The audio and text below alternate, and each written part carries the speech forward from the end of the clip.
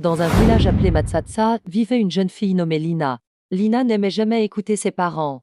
Chaque conseil de sa mère lui semblait inutile, chaque avertissement de son père lui paraissait exagéré. Elle préférait passer son temps avec ses copines, qui avaient exactement le même comportement qu'elle, désobéir, se moquer des règles et suivre leurs envies sans réfléchir aux conséquences.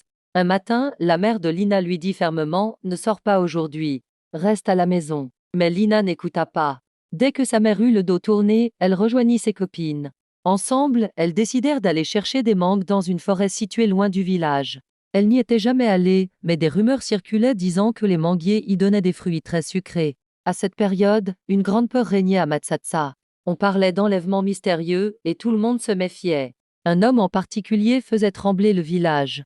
On l'appelait Monsieur sans pitié car il était connu pour ses actes dangereux et son absence totale de compassion. Les parents mettaient souvent en garde leurs enfants contre lui. Ce que les filles ne savaient pas, c'est que Monsieur sans pitié les avait remarqués en quittant le village. Silencieux, il les suivit de loin pendant qu'elles riaient et s'enfonçaient dans la forêt.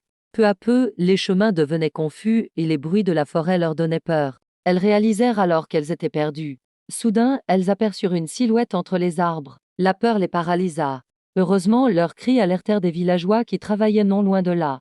En entendant les voix, Monsieur sans pitié prit la fuite et les filles furent ramenées saines et sauvées au village. De retour chez elle, Lina fondit en larmes dans les bras de sa mère. Elle comprit que les conseils de ses parents n'étaient pas des obstacles à sa liberté, mais une protection. Ce jour-là, elle promit de réfléchir avant d'agir et d'écouter ceux qui voulaient son bien. Leçon de vie, désobéir par orgueil ou par influence peut conduire au danger. Les conseils des parents sont souvent fondés sur l'amour et l'expérience. Écouter, réfléchir et respecter les règles peut parfois sauver une vie.